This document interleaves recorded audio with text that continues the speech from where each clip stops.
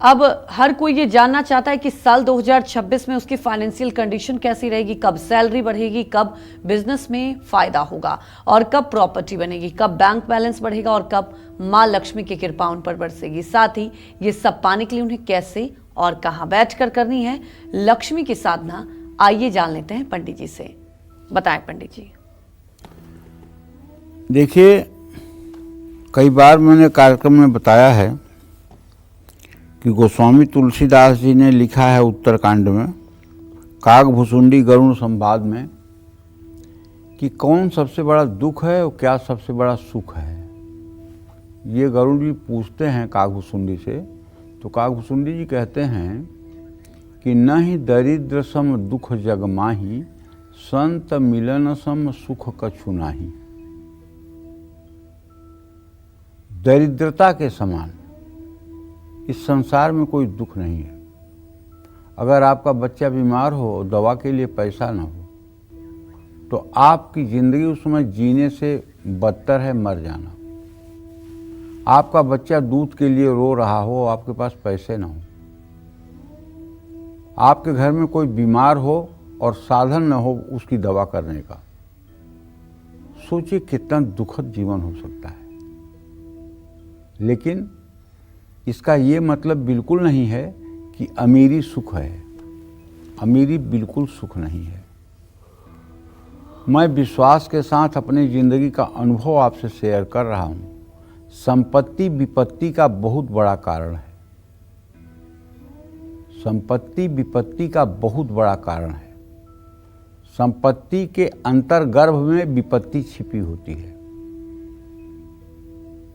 इसलिए भगवान उतना दें जितने से अच्छे से गृहस्थ जीवन का संचालन हो जाए। साईं उतना दीजिए जामे कुटुंब समाए, आप न भूखा रह सके साधु न भूखा जाए। तो साधना करने के लिए जितना श्रद्धा का महत्व है, उतना ही आप कहाँ बैठकर साधना कर रहे हैं उसका भी बहुत महत्व है। स्थान का तो महत्व होता ही है। ऐसे में माँ लक्ष्मी की साधना करने का सबसे उत्तम स्थान क्या होना चाहिए, ये मैं आपको बताना चाहता हूँ। लक्ष्मी साधना के लिए स्थान का भी विशेष महत्व है। गौशाला, अपने गुरु के घर में, किसी मंदिर में, बगीचे में, किसी जंगल में, नदी के किनारे, बेल के पेड़ के नीचे, आंवले के पेड़ के नीचे, तुलसी के पौधे के पास, किसी पहाड़ पर, गुफा के अंदर, गंगा के तट पर लक्ष्मी साधना या कोई मंत्र की साधना करना उत्तम है। देवी के सिद्ध पीठों में थोड़ी सी भी साधना करने से मनुष्य की मनोकामना पूरी हो जाती है। जैसे कोल्हापुर में महालक्ष्मी का स्थान है, उनको करवीर निवासिनी भी कहा गया है। देवी भागवत में जो वर्णन है सिद्ध पीठों का, उसमें कहा गया है करवीर निवासिन्याम स्थान सर्वोत्तमो उत्तमः। करवीर निवासिनी महालक्ष्मी का स्थान सबसे सर्वोत्तम महालक्ष्मी का पीठ है। वहाँ अगर कोई जा करके, मंदिर में आगे तो भीड़ होती है लेकिन पीछे की तरफ खाली जगह रहता है, अगर वहाँ बैठ करके, वहाँ से विग्रह दिखाई भी देता है पीछे से, वहाँ अगर बैठ करके कोई व्यक्ति 108 पाठ श्री सूक्तम के 9 दिन कर ले, परिवार से नवमी तक,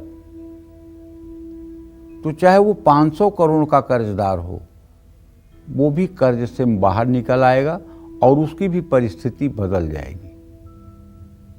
और वहाँ पुजारी लोगों से मिल करके माता के सहस्त्रार्चन की भी व्यवस्था करवानी चाहिए।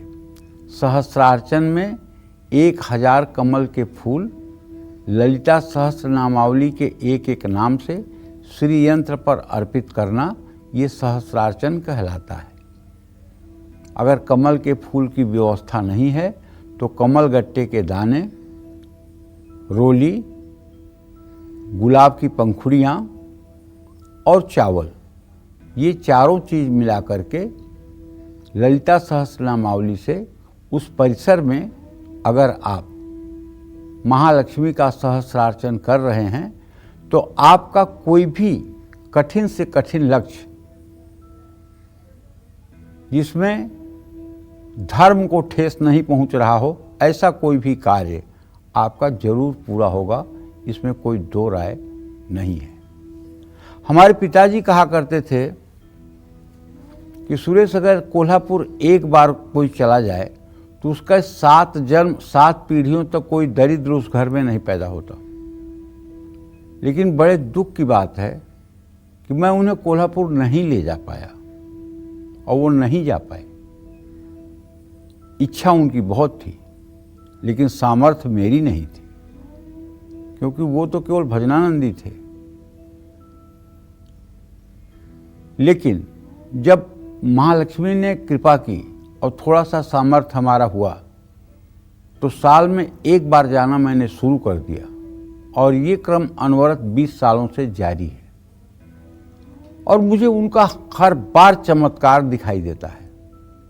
जो लोग हमारे साथ गए हैं उन लोगों का भी जीवन बहुत तेजी से बदला है।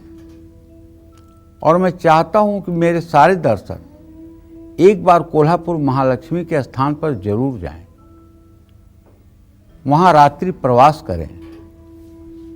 माता की पालकी रात में निकलती है, उसके पीछे पीछे कीर्तन करते हुए घूमें, माता का दर्शन पूजन करें। इससे निश्चित रूप से दरिद्रता दूर होगी, अभाव कभी जीवन में रहेगा नहीं। जाना चाहिए कोल्हापुर। हाँ, अगर ऐसे स्थान पर आप नहीं जा पा रहे हैं तो घर के सबसे पवित्र स्थान या पूजा स्थान में, जो ईशान कोण में होना चाहिए, बैठ करके आप महालक्ष्मी की साधना कर सकते हैं। और आप जानते हैं, आदमी के शरीर में हर समय मलमूत्र बनता रहता है। अगर हम ये कहें कि मनुष्य का शरीर मलमूत्र की फैक्ट्री है, तो इसमें कोई अतिशयोक्ति नहीं है। हर समय मल, हर समय मूत्र शरीर में बनता रहता है। ये शरीर कभी शुद्ध रहने वाला नहीं है। शुद्ध बस तब होता है जब श्री हरि विष्णु, राम और कृष्ण का चिंतन हृदय में हो जाता है। बस उसी समय भीतर बाहर से पवित्र हो जाता है, बाकी पवित्रता नहीं है। हरि ओम अपवित्रः पवित्रो वा सर्वावस्थां गतोऽपि वा यः स्मरेत पुंडरीकाक्षं सहवायाभ्यन्तरः शुचि पुंडरीकाक्षः पुनातु। ज्यों ही आप पुंडरीकाक्ष भगवान श्री हरि विष्णु का अपने हृदय में ध्यान करते हैं, त्यों ही आप पवित्र हो जाते हैं। चाहे आप स्नान किए हुए हैं, नहीं किए हुए हैं, हाथ धो, मतलब कि आप चाहे गंगा स्नान किए हुए हैं या नहीं किए हुए हैं, लेकिन श्री हरि विष्णु का ध्यान करते ही भीतर और बाहर पवित्रता हो जाती है। स्नान करने से बाह्य पवित्रता होती है, अंतः पवित्रता नहीं होती, क्योंकि अंतः में, आपके शरीर के अंतः में मलमूत्र हर समय निर्माण होता रहता है। वह अशुद्ध है, उससे शरीर कभी शुद्ध नहीं होता है। लेकिन भगवान श्री हरि विष्णु का ध्यान करने पर, राम दरबार का ध्यान करने पर, बिहारी जी का ध्यान करने पर, राधा कृष्ण का ध्यान करने पर सद्यः पवित्रता पूरे शरीर में आ जाती है। और जब पवित्रता आ जाती है तो आप हर तरह की पूजा करने के योग्य, हर तरह की पूजा करने की पात्रता को प्राप्त कर लेते हैं। जय मां विंध्यवासिनी।